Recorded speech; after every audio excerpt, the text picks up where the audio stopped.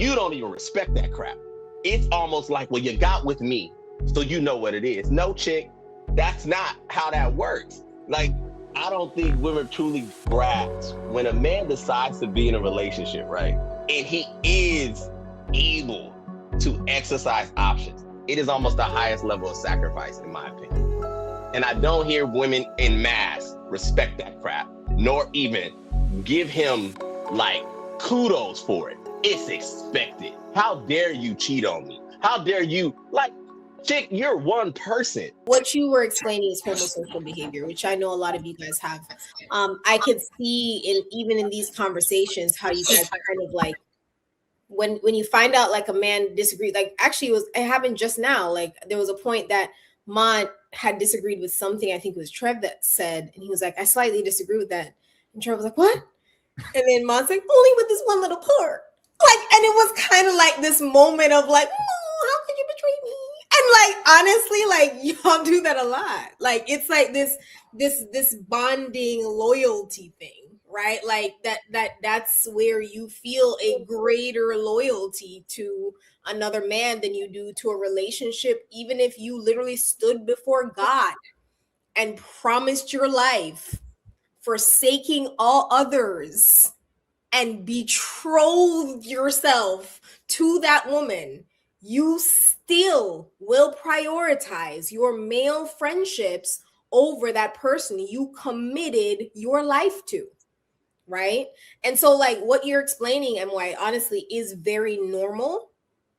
So I'm not meaning to crucify you. It's something that y'all do a lot. I see it happen, whether the man's married, single, young, old, it doesn't really matter.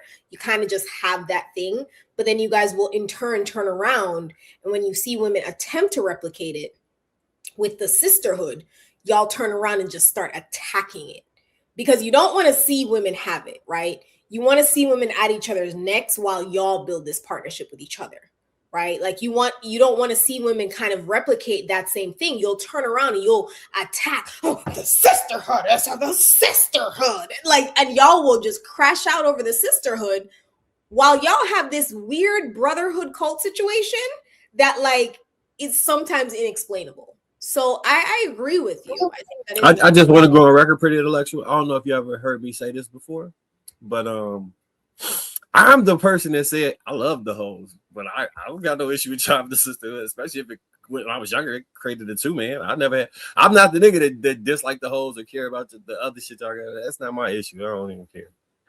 Like, you know, the sisterhood to operate to replicate what man was doing, so the replication of that would be women being sexually promiscuous, right? To some extent. No, okay, you're just talking about the relationship amongst yeah. Well, I was going to say I never said sisterhood before. You never heard that shit come out my mouth. I don't be talking about that shit.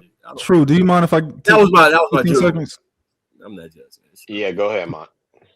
So the problem with what she just said is right. Like the sisterhood, like so. For example, I just obviously disagree with Trev. I disagree with a lot of the guys all the time. Right. The problem with the sisterhood is one day when we had you on, we was talking about SA on here. You refused to hold the sisterhood accountable. Actually, I did. I very clearly you didn't. You didn't do it. Very clearly said. No. Thank you. I very clearly did. You're just mad because I didn't say it the exact same way because your situation was a lot worse. Got you. No. Okay. Yeah, I don't know if y'all remember. I remember.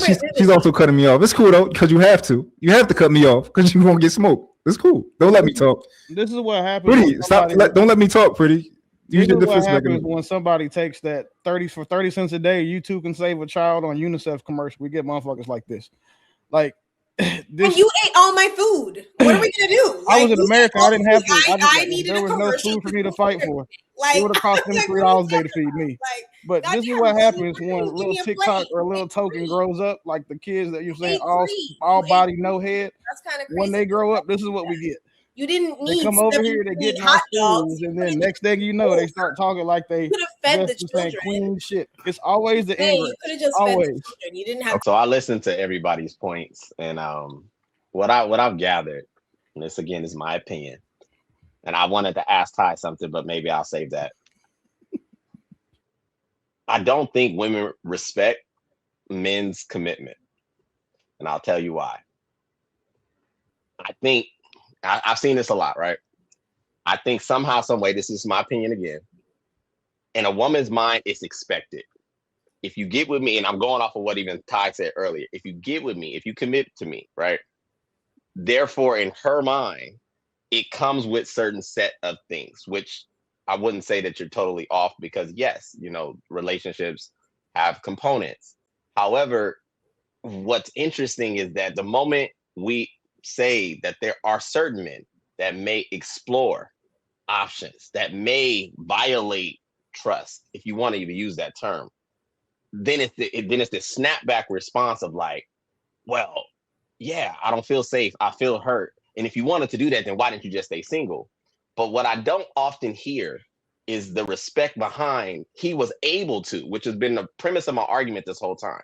There is a myriad of men who, depending on that girl, would literally kill to have her.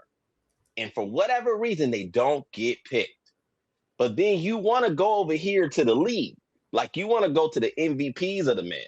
You want to go to the men that could replace you, but choose you. And you don't respect that when he's actually committed and faithful. It's almost like this energy that I think women have, that their job is to minimize the man at every point they get. Like the idea of even getting around the fact, I think you said, Ty, and I'm not picking on you, just a lot of the things you said, you know, resonated with me, right? I'm not picking on you, I promise. But it's like, well, if you're not giving her what she needs, you can't expect her to want to get freaky with you. But that only when you're with a guy that is like almost subject to that. That's where I'm operating from. I'm assuming you're with someone that at the highest level of desire, he had the ability to grab you, to get you.